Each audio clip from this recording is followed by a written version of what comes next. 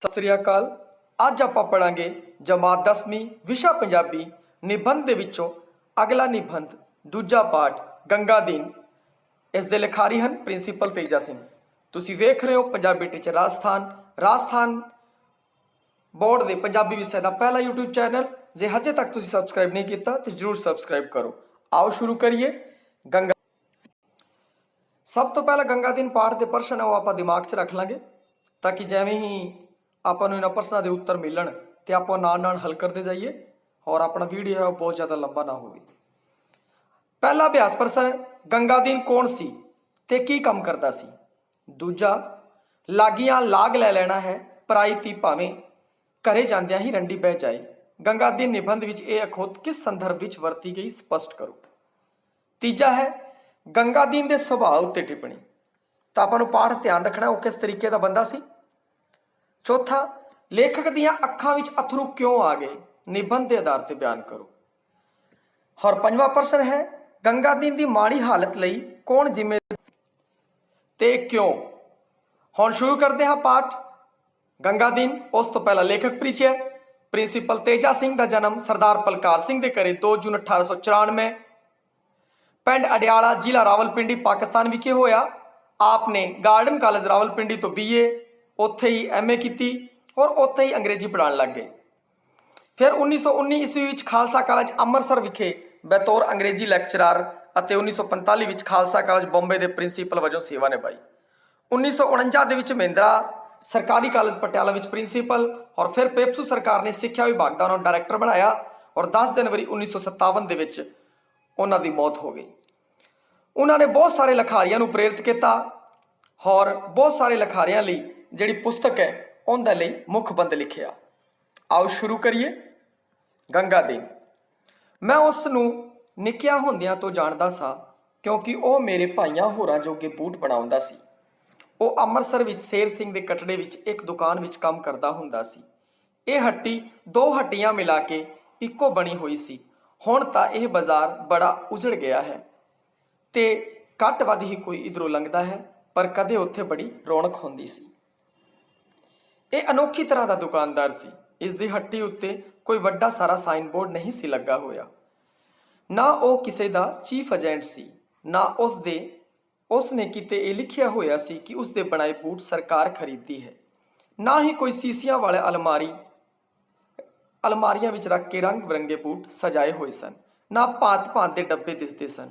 ਹੱਟੀ ਲੱਭਣ ਵਾਲਿਆਂ ਦੀ ਅਗਵਾਈ ਲਈ ਉੱਥੇ ਇੱਕੋ ਨਿਸ਼ਾਨੀ ਸੀ।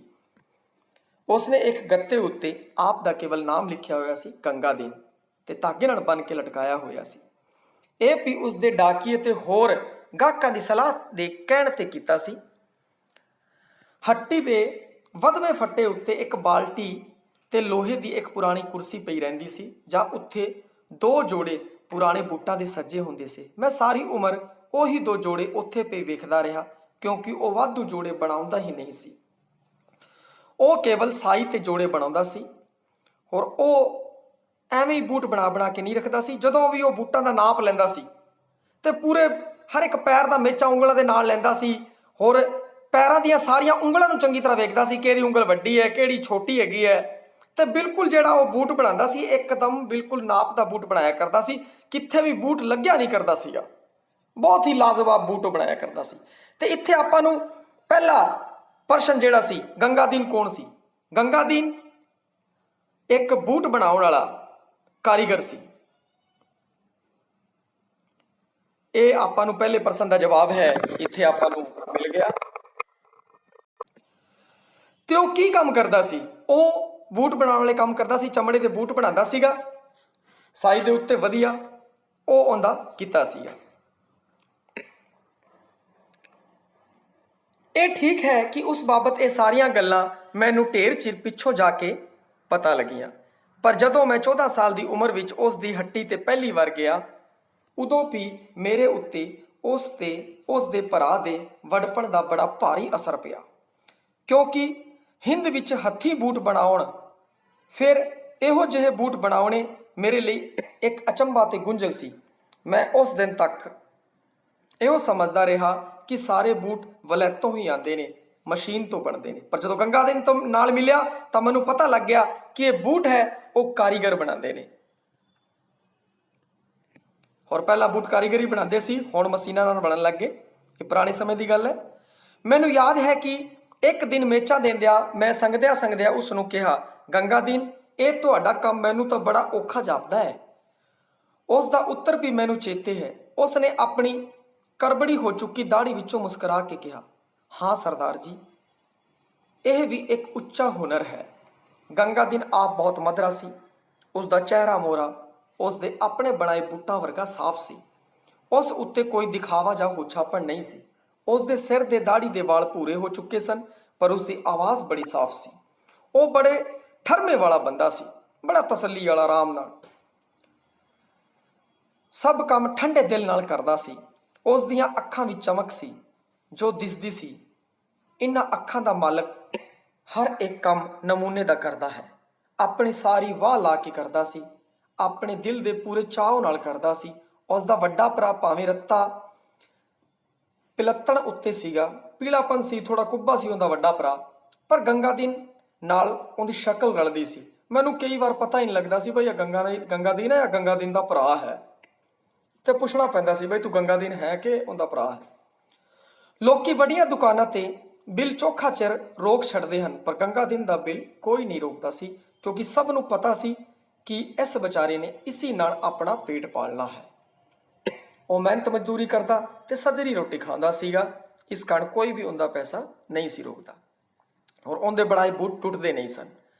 ਉਸ ਦੀ ਦੁਕਾਨ ਉੱਤੇ ਹੋਰਨਾਂ ਦੁਕਾਨਾਂ ਵਾਂਗੂ ਕਾਹਲੀ ਵਿੱਚ ਨਹੀਂ ਸੀ ਜਾਈਦਾ, ਸਗੋਂ ਉੱਥੇ ਤਾਂ ਉਹਨੇ ਠੰਡੇ ਦਿਲ ਨਾਲ ਜਾਈਦਾ ਸੀ, ਜਿੰਨੇ ਨਾਲ ਧਾਰਮਿਕ ਮੰਦਰ ਵਿੱਚ। ਬਹੁਤ ਕਰਕੇ ਦੁਕਾਨਾਂ ਖਾਲੀ ਪਈ ਰਹਿੰਦੀ ਸੀ। ਉੱਥੇ ਲੋਹੇ ਦੀ ਕੁਰਸੀ ਉੱਤੇ ਗਾਹਕ ਜਾ ਕੇ ਕੁਝ ਪਲ ਬੈਠਾ ਰਹਿੰਦਾ ਸੀ। ਓਚਰ ਨੂੰ ਛੱਤ ਉੱਤੋਂ ਜਾਂ ਦੁਕਾਨ ਤੋਂ ਦੂਜੇ ਸਿਰੋਂ ਤੋਂ ਬੜੇ ਭਾਰੇ ਭਾਰੇ ਸਲੀਪਰਾਂ ਦੀ ਆਵਾਜ਼ ਸੁਣਦੀ ਸੀ ਤੇ ਗੰਗਾ ਦੀਨ ਜਾਂ ਉਸ ਦਾ ਭਰਾ ਗਾਹਕ ਦੇ ਸਾਹਮਣੇ ਆ ਪੁੱਛਦਾ ਸੀ। ਉਹ ਰੱਤਾ ਚੁੱਕ ਕੇ ਕੋਡਾ ਹੋ ਕੇ ਗਾਹਕ ਨੂੰ ਪੁੱਛਦਾ, ਆਓ ਜੀ। ਉਸ ਦੇ ਚਿਹਰੇ ਤੇ ਉਹ ਜਾਪਦਾ ਜਿਵੇਂ ਬੂਟਾਂ ਦੇ ਕਿਸੇ ਸੁਪਨੇ ਵਿੱਚੋਂ ਜਾਗਿਆ ਹੋਵੇ। ਉਸ ਵੇਲੇ ਮੈਂ ਉਸ ਨੂੰ ਕਹਿੰਦਾ ਸਾਂ, ਸੁਣਾਓ ਗੰਗਾ ਦੀਨ, ਕੀ ਹਾਲ ਹੈ? ਮੈਨੂੰ ਇੱਕ ਕਾਲਾ ਬੂਟ ਚਾਹੀਦਾ ਹੈ। ਉਹ ਬਿਨਾਂ ਕੁਝ ਬੋਲਣ ਦੇ ਮੇਰੇ ਕੋਲ ਚਲਾ ਜਾਂਦਾ ਸੀ ਤੇ ਦੁਕਾਨ ਦੇ ਉਸ ਸਿਰੇ ਤੇ ਜਾ ਪੁੱਛਦਾ ਸੀ ਜਿੱਥੇ ਉਹ ਆਇਆ ਸੀ। ਮੈਂ ਉਸ ਕੁਰਸੀ ਤੇ ਬੈਠਦਾ ਰਸਤੇ ਦੀ ਬੋ ਸੂੰਘਦਾ ਰਹਿੰਦਾ ਸੀ। ਜਲਦ ਹੀ ਉਹ ਚਮੜੇ ਦਾ ਇੱਕ ਟੋਟਾ ਹੱਥ ਵਿੱਚ ਫੜੀ ਆ ਜਾਂਦਾ ਸੀ ਤੇ ਕਹਿੰਦਾ ਸੀ, ਦੇਖੋ ਜੀ, ਇਹ ਕਿੱਡਾ ਸੋਹਣਾ ਟੋਟਾ ਹੈ। ਜਦੋਂ ਮੈਂ ਉਸ ਦੇ ਸੋਹਲੇ ਗਾ ਚੁੱਕਦਾ ਤਾਂ ਉਹ ਪੁੱਛਦਾ। ਜਦੋਂ ਗੰਗਾ ਦੀਨ ਉਸ ਦੇ ਸੋਹਲੇ ਗਾ ਚੁੱਕਿਆ ਹੁੰਦਾ, ਉਹਦੀ ਚੰਗਿਆਈ ਬਾਰੇ ਦੱਸਦਾ ਚਮੜੇ ਦੀ, ਤਾਂ ਉਹ ਪੁੱਛਦਾ, ਤੁਹਾਨੂੰ ਬੂਟ ਕਦੋਂ ਚਾਹੀਦਾ ਹੈ? ਮੇਰਾ ਉੱਤਰ ਹੁੰਦਾ, ਜਦੋਂ ਤੁਸੀਂ ਸੌਖ ਨਾਲ ਦੇ ਸਕੋ। ਤਾਂ ਉਹ ਸੋਚ ਕੇ ਕਹਿੰਦਾ, ਅੱਛਾ ਜੀ, ਅੱਜ ਤੋਂ 15ਵੇਂ ਦਿਨ ਸਹੀ। ਜੇ ਗੰਗਾ ਦੀਨ ਦਾ ਵੱਡਾ ਭਰਾ ਹੁੰਦਾ ਤਾਂ ਉਹ ਕਹਿੰਦਾ, ਮੈਂ ਗੰਗਾ ਦੀਨ ਤੋਂ ਪੁੱਛ ਕੇ ਦੱਸਾਂਗਾ। ਫਿਰ ਮੈਂ ਉੱਠ ਬਹਿੰਦਾ ਸਾਂ ਤੇ ਮੈਂ ਦੁਕਾਨ ਤੋਂ ਜਾਂਦੇ ਨੂੰ ਵੇਖ ਕੇ ਸਤਿ ਸ੍ਰੀ ਅਕਾਲ ਬੁਲਾ ਦਿੰਦਾ, ਪਰ ਉਸ ਦੀ ਨਜ਼ਰ ਅਜੇ ਵੀ ਉਸ ਚਮੜੇ ਦੇ ਉੱਤੇ ਗੱਡੀ ਹੁੰਦੀ ਸੀ। ਜੇ ਭਲਾ ਕੋਈ ਨਵੀਂ ਕਿਸਮ ਦਾ ਬੂਟ ਬਣਾਉਣਾ ਹੁੰਦਾ ਹੈ ਜਿਸ ਦੇ ਨਾਲ ਦਾ ਉਸਨੇ ਕਦੇ ਮੇਰੇ ਲਈ ਨਾ ਬਣਾਇਆ ਹੋਵੇ, ਤਾਂ ਉਹ ਮੇਰੇ ਪੈਰੋਂ ਬੂਟ ਲੁਹਾ ਲੈਂਦਾ ਤੇ ਮੇਰੇ ਪੈਰ ਦੇ ਬੂਟ ਨੂੰ ਡਾਢੇ ਪਿਆਰ ਤੇ ਰੀਝ ਨਾਲ ਵੇਖਦਾ।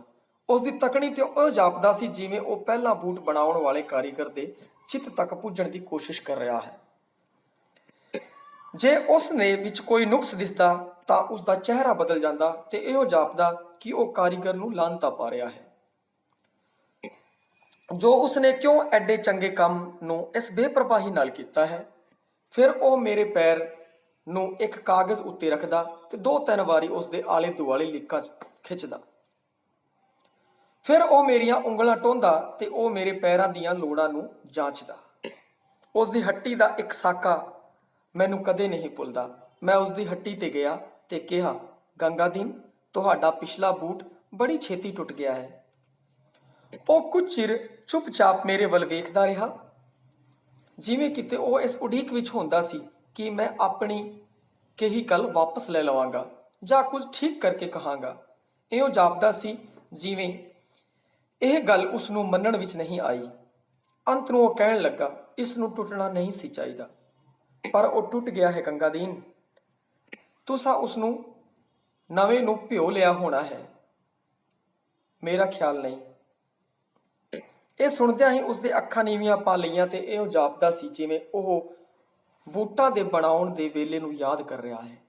ਮੈਨੂੰ ਬੜਾ ਹਿਰਖ ਲੱਗਾ ਜੋ ਮੈਂ ਇਹੋ ਜਿਹੀ ਗੱਲ ਉਸ ਨੂੰ ਆਖ ਬੈਠਾ।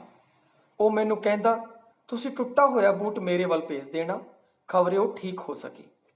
ਇਹ ਸੁਣਦੇ ਹੀ ਮੇਰੇ ਦਿਲ ਵਿੱਚ ਕਈ ਖਿਆਲ ਦੌੜਨ ਲੱਗੇ। ਮੈਂ ਆਪਣੀ ਮਿੱਥਣ ਸ਼ਕਤੀ ਨਾਲ ਇਹ ਸੋਚਦਾ ਸਾਂ ਕਿ ਉਹ ਕਿਵੇਂ ਉਹਨਾਂ ਬੂਟਾਂ ਉੱਤੇ ਨਵੇਂ ਸਿਰੇ ਮਿਹਨਤ ਕਰੇਗਾ। ਉਹ ਫਿਰ ਹੌਲੀ ਜਿਹੀ ਬੋਲਿਆ, ਕਈ ਬੂਟ ਜਨਮ ਤੋਂ ਹੀ ਭੈੜੇ ਹੁੰਦੇ ਹਨ। ਜੇ ਮੈਂ ਉਹਨਾਂ ਨੂੰ ਠੀਕ ਨਾ ਕਰ ਸਕਿਆ ਤਾਂ ਮੈਂ ਤੁਹਾਡੇ ਪਾਸੋਂ ਪੈਸੇ ਨਹੀਂ ਲਵਾਂਗਾ। ਇੱਕ ਵਾਰੀ ਤੇ ਕੇਵਲ ਇੱਕੋ ਵਾਰੀ ਮੈਂ ਉਸਦੀ ਦੁਕਾਨ ਤੋਂ ਇੱਕ ਅਜਿਹਾ ਬੂਟ ਪਾ ਕੇ ਚਲਿਆ ਗਿਆ ਜੋ ਕਿਤੇ ਕਾਹਲੀ ਵੇਲੇ ਮੈਂ ਕਿਸੇ ਵੱਡੀ ਦੁਕਾਨ ਤੋਂ ਖਰੀਦਿਆ ਸੀ। ਉਸ ਨੇ ਚਮੜਾ ਦਿਖਾਉਣ ਤੋਂ ਬਿਨਾਂ ਹੀ ਮੇਥੋਂ ਸਾਈ ਲੈ ਲਈ ਅਤੇ ਮੈਂ ਦੇਖ ਰਿਹਾ ਸੀ ਕਿ ਮੇਰੇ ਪੈਰੀ ਬਾਜ਼ਾਰੀ ਬੂਟ ਵੇਖ ਕੇ ਉਸ ਨੂੰ ਦੁੱਖ ਹੋ ਰਿਹਾ ਹੈ ਕਿ ਨਹੀਂ। ਛੇਕੜ ਉਸਨੇ ਕਹਿ ਹੀ ਦਿੱਤਾ, ਇਹ ਮੇਰੇ ਬਣੇ ਹੋਏ ਬੂਟ ਨਹੀਂ ਹਨ। ਇਹ ਗੱਲ ਉਸਨੇ ਕਿਸੇ ਗੁੱਸੇ, ਅਫਸੋਸ ਜਾਂ ਘਿਰਣਾ ਵਿੱਚ ਨਹੀਂ ਕਹੀ, ਸਗੋਂ ਇਸ ਵਿੱਚ ਇੱਕ ਅਜਿਹੀ ਸ਼ਾਂਤੀ ਸੀ ਜੋ ਲਹੂ ਨੂੰ ਠੰਡਾ ਕਰ ਸੁੱਟਦੀ ਹੈ। ਉਸਨੇ ਬਹਿ ਕੇ ਮੇਰੇ ਖੱਬੇ ਬੂਟ ਨੂੰ ਉੱਥੋਂ ਹੀ ਨੱਪਿਆ ਜਿੱਥੋਂ ਉਹ ਲੱਗਦਾ ਸੀ ਤੇ ਕਹਿਣ ਲੱਗਿਆ, ਇਹ ਬੂਟ ਤੁਹਾਨੂੰ ਇੱਥੋਂ ਲੱਗਦਾ ਹੈ। ਇੰਨੀਆਂ ਵੱਡੀਆਂ ਦੁਕਾਨਾਂ ਨੂੰ ਇੱਜ਼ਤ ਦੀ ਕੋਈ ਪਰਵਾਹ ਹੀ ਨਹੀਂ ਹੈ। ਫਿਰ ਉਹ ਕਿੰਨਾ ਹੀ ਚਿਰ ਬੋਲਦਾ ਰਿਹਾ। ਸਾਰੀ ਜ਼ਿੰਦਗੀ ਵਿੱਚ ਇਹ ਪਹਿਲਾ ਤੇ ਆਖਰੀ ਸਮਾਂ ਸੀ ਜਦ ਮੈਂ ਉਸ ਨੂੰ ਬੂਟਾਂ ਦੇ ਕੰਮ ਦੇ ਵਪਾਰ ਦੀਆਂ ਔਖਿਆਈਆਂ ਬਾਬਤ ਵਿਚਾਰ ਕਰਦਿਆਂ ਸੁਣਿਆ। ਉਹ ਫਿਰ ਬੋਲਿਆ, ਉਹ ਇਸ਼ਤਿਹਾਰ ਕਰਕੇ ਗਾਹਕ ਫਸਾ ਲੈਂਦੇ ਹਨ, ਪੈਸੇ ਵੀ ਚੰਗੇ ਮੁੱਛਦੇ ਨੇ, ਚੰਗੇ ਪੈਸੇ ਲੈ ਲੈਂਦੇ ਆ, ਲਾਂਦੇ ਆ ਲੋਕਾਂ ਤੋਂ। ਕੰਮ ਦੀ ਉਹਨਾਂ ਨੂੰ ਕੋਈ ਪਰਵਾਹ ਨਹੀਂ। ਮੈਨੂੰ ਵੀ ਇੱਕ ਦੋ ਦੁਕਾਨ ਵਾਲਿਆਂ ਨੇ ਆਖਿਆ ਹੈ ਸਾਨੂੰ ਬੂਟ ਬਣਾ ਕੇ ਦਿਆ ਕਰ, ਪਰ ਮੈਂ ਉੱਥੋਂ ਬਾਜ਼ਾਰੀ ਕੰਮ ਨਹੀਂ ਹੁੰਦਾ। ਅਸੀਂ ਆਖਦੇ ਹਾਂ ਥੋੜਾ ਕਰੋ ਪਰ ਸੋਹਣਾ ਕਰੋ। ਉਹ ਕਹਿੰਦੇ ਹਨ ਅਸਾਂ ਪੈਸੇ ਇਕੱਠੇ ਕਰਨੇ ਹਨ, ਸਾਨੂੰ ਵੀ ਭਾਵੇਂ ਬੂਟ ਰਾਹ ਵਿੱਚ ਹੀ ਟੁੱਟ ਜਾਵੇ। ਉਹ ਇੱਥੇ ਆਉਂਦੇ ਹਨ ਤੇ ਬੜਾ ਸਸਤਾ ਮਾਲ ਔਰ ਸਸਤਾ ਮੇਲ ਦੀ ਚੀਜ਼ ਬਣਾਉਣ ਦੀ ਮੈਨੂੰ ਆਖਦੇ ਨੇ, ਪਰ ਨਾਲੇ ਵੀ ਆਖਦੇ ਨੇ ਬਾਹਰੋਂ ਬੜਾ ਚਮਕਦਾ ਹੋਵੇ। ਉਹਨਾਂ ਦੀ ਤਾਂ ਇਹ ਗੱਲ ਹੈ ਭਈ, ਲਾਗੀਆਂ ਲਾਗ ਲੈ ਲੈਣਾ, ਪਰਾਈ ਤੀ ਭਾਵੇਂ ਘਰੇ ਜਾਂਦੀ ਰੰਡੀ ਹੋ ਜਾਵੇ। ਇਹ ਪਰਸਨ ਵੀ ਆਇਆ ਸੀ, ਲਾਗੀਆਂ ਨੇ ਲਾਗ ਲੈ ਲੈਣਾ, ਪਰਾਈ ਤੀ ਭਾਵੇਂ ਜਾਂਦੀ ਰੰਡੀ ਹੋ ਜਾਵੇ। ਇੱਥੇ ਬਿਲਕੁਲ ਟੁਕਦਾ ਹੈ ਬਈ। ਉਹਦੇ ਕੋਲ ਜਿਹੜੇ ਉਹ ਦੁਕਾਨਦਾਰ ਸੀਗੇ ਉਹ ਆਂਦੇ ਸੀ, ਉਹ ਕਹਿੰਦੇ ਬਈ ਆਪਾਂ ਤਾਂ ਫੈਂਸੀ ਜੀ ਚੀਜ਼ ਬਣਾ ਦੋ, ਥੋੜੀ ਸਸਤੀ ਚੀਜ਼ ਬਣਾ ਦੇ, ਭਾਵੇਂ ਅਗਲੇ ਤੇ ਜਾਂਦੀ ਟੁੱਟ ਜੇ, ਆਪਾਂ ਨੂੰ ਕੋਈ ਲੜਾ ਨਹੀਂ, ਆਪਾਂ ਤਾਂ ਪੈਸੇ ਵਟਣੇ ਆ ਪੈਸੇ। ਪਰ ਗੰਗਾ ਦੀਨ ਤਾਂ ਦਿਲ ਨਹੀਂ ਮੰਨਦਾ ਸੀਗਾ, ਗੰਗਾ ਦਿਲ ਕੇ ਅੰਦਰ ਨਹੀਂ।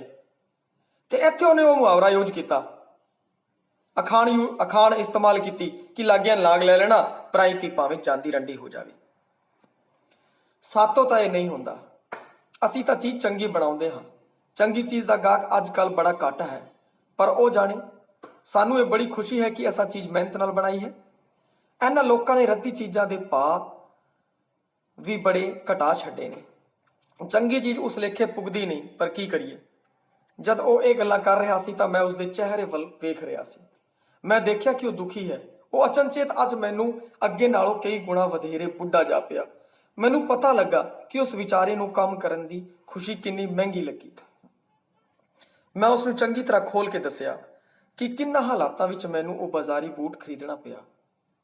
ਤਾਂ ਵੀ ਉਸਦੇ ਚਿਹਰੇ ਤੇ ਉਸਦੇ ਬੋਲਣ ਨੇ ਮੇਰੇ ਉੱਤੇ ਇੰਨਾ ਅਸਰ ਪਾਇਆ ਕਿ ਉਹਨਾਂ ਕੁਝ ਮਿੰਟਾਂ ਵਿੱਚ ਮੈਂ ਕਈ ਬੂਟਾਂ ਦੀ ਸਾਈ ਦਿੱਤੀ।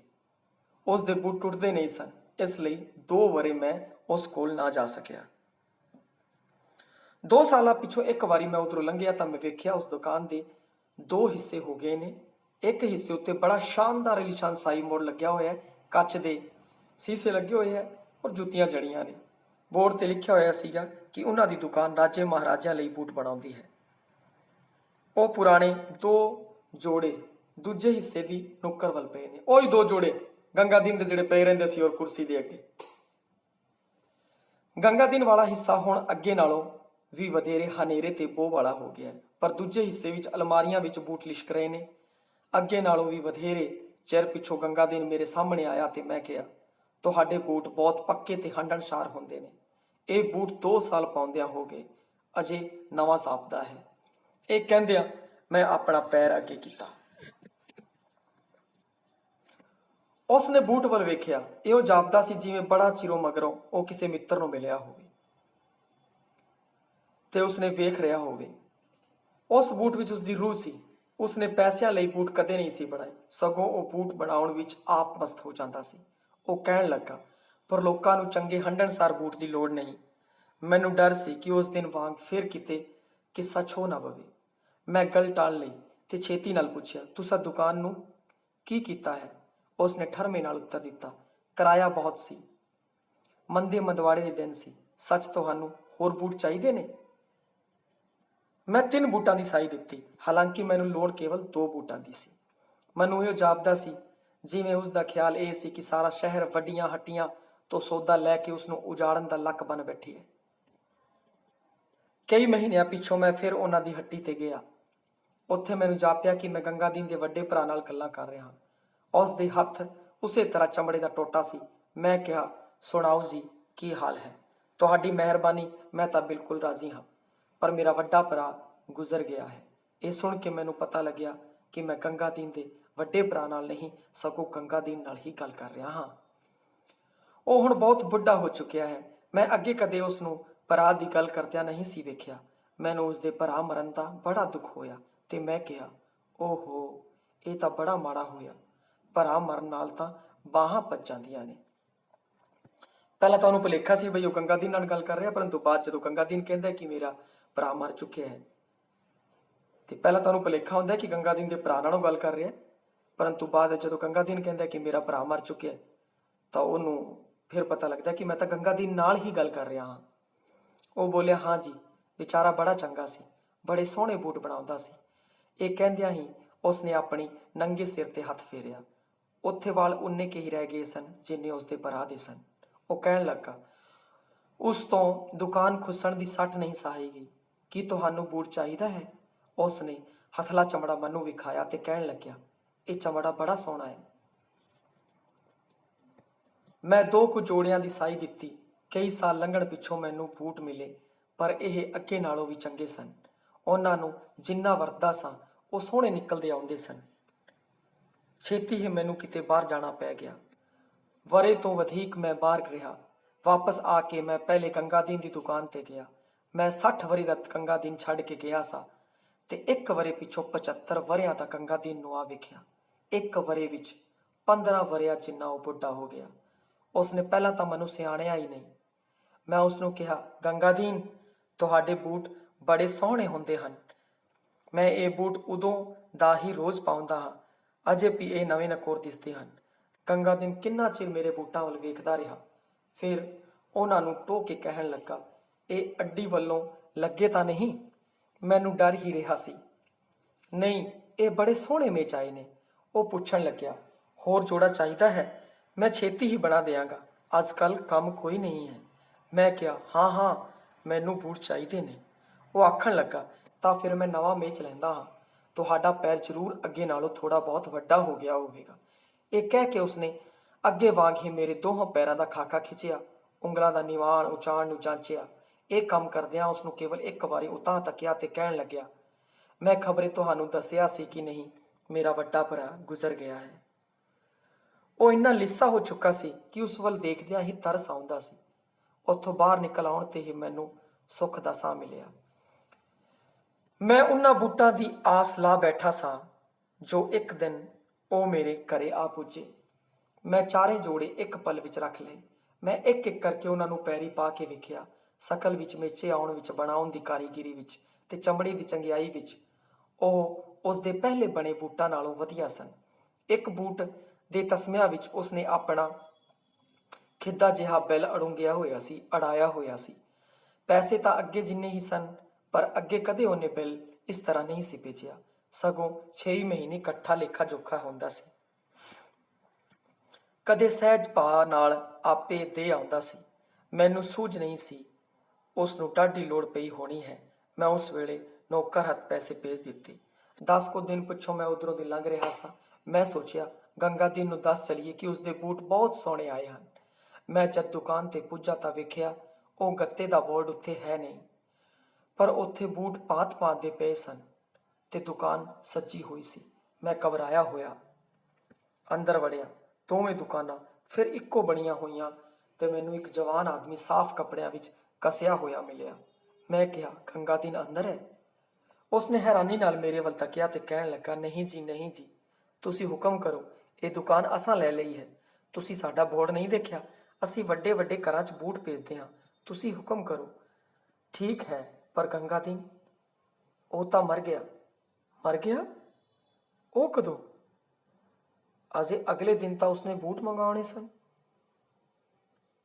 ਉਹ ਵਿਚਾਰਾ ਭੁੱਖਾ ਹੀ ਮਰ ਗਿਆ। ਹੁਣ ਮਤਲਬ ਕੀ ਹੈ ਕਿ ਉਸ ਪ੍ਰਸ਼ਨ ਦਾ ਉੱਤਰ ਕਿ ਲੇਖਕ ਦੀਆਂ ਅੱਖਾਂ ਵਿੱਚ ਅਥਰੂ ਕਿਉਂ ਆ ਜਾਂਦੇ ਨੇ, ਨਿਬੰਧ ਦੇ ਆਧਾਰ ਤੇ ਦੱਸਣਾ। ਹੁਣ ਉਹ ਦੇਖੋ ਕਿਵੇਂ ਅਥਰੂ ਆਉਂਦੇ ਨੇ। ਉਹ ਵਿਚਾਰਾ ਭੁੱਖਾ ਹੀ ਮਰ ਗਿਆ। ਹਕੀਮ ਨੇ ਕਿਹਾ ਸੀ ਉਹ ਕੰਮ ਬਹੁਤ ਕਰਦਾ ਰਿਹਾ ਤੇ ਖਾਣ ਨੂੰ ਘੱਟ ਮਿਲਦਾ ਰਿਹਾ। ਉਹ ਬੂਟ ਐਨੀ ਰੀਝ ਨਾਲ ਬਣਾਉਂਦਾ ਸੀ ਕਿ ਸਾਈਆਂ ਦੇਣ ਵਾਲੇ ਕਾਹਲੇ ਪੈ ਜਾਂਦੇ ਸਨ। ਉਹ ਕਦੀ ਦਿਨ ਲਾ ਛੱਡਦਾ ਸੀ, ਬੜੀ ਕਈ ਦਿਨ ਲਾ ਕੇ ਰੀਝ ਨਾਲ ਬੂਟ ਬਣਾਉਂਦਾ ਸੀ। ਇਉਂ ਉਸਦਾ ਗਾਹਕ ਸਾਰੇ ਟੁੱਟ ਰਹੇ ਸਨ। ਵਿਚਾਰਾ ਪੈਸਿਆਂ ਖੂਣੋਂ ਹੀ ਮਰ ਗਿਆ। ਉਸ ਦੇ ਬੂਟ ਸਾਰੇ ਪੰਜਾਬ ਵਿੱਚ ਕੋਈ ਨਹੀਂ ਬਣਾ ਸਕਦਾ। ਪਰ ਦੇਖੋ ਨਾ ਜੀ, ਅੱਜ ਕੱਲ੍ਹ ਮੁਕਾਬਲੇ ਦੇ ਦਿਨ ਹੋਏ। ਉਸ ਕਦੇ ਇਸ਼ਤਿਹਾਰ ਹੀ ਨਹੀਂ ਸੀ ਲਾਇਆ। ਉਹ ਚਮੜਾ ਬੜਾ ਕੀਮਤੀ ਵਰਤਦਾ ਸੀ ਤੇ ਸਾਰਾ ਕੰਮ ਆਪਣੀ ਹੱਥੀਂ ਕਰਦਾ ਸੀ। ਭਲਾ ਅੱਜ ਕੱਲ੍ਹ ਐਦਾਂ ਗੁਜ਼ਾਰਾ ਹੁੰਦਾ ਹੈ? ਮੈਂ ਕਿਹਾ ਠੀਕ ਹੈ। ਉਹ ਜਵਾਨ ਫਿਰ ਬੋਲਿਆ, ਸੱਚ ਜਾਣਨਾ, ਉਹ ਬੂਟ ਬਣਾਉਣ ਵਿੱਚ ਦਿਨ ਰਾਤ ਇੱਕ ਕਰ ਛੱਡਦਾ ਸੀ। ਮਰਦੇ ਦਮ ਧੌਣੀ ਵਿਚਾਰਾ ਆਪਣੇ ਕੰਮ ਲੱਗਾ ਰਿਹਾ। ਉਸ ਨੂੰ ਖਾਣ ਪੀਣ ਦੀ ਤੇ ਆਪਣੇ ਆਪ ਦੀ ਕੋਈ ਸੋਝੀ ਹੀ ਨਹੀਂ ਸੀ ਰਹਿੰਦੀ। ਘਰ ਵਿੱਚ ਵਿਚਾਰੇ ਦੇ ਭੁੱਖ ਨੰਗ ਹੀ ਰਹੀ। ਸਾਰੀ ਕਮਾਈ ਕਿਰਾਏ ਦੇ ਚਮੜੇ ਵਿੱਚ ਹੀ ਰੁੜ ਜਾਂਦੀ ਸੀ। ਪਤਾ ਨਹੀਂ ਉਹ ਇੰਨੇ ਵਰੇ ਕਿਵੇਂ ਜਿੰਦਾ ਰਿਹਾ।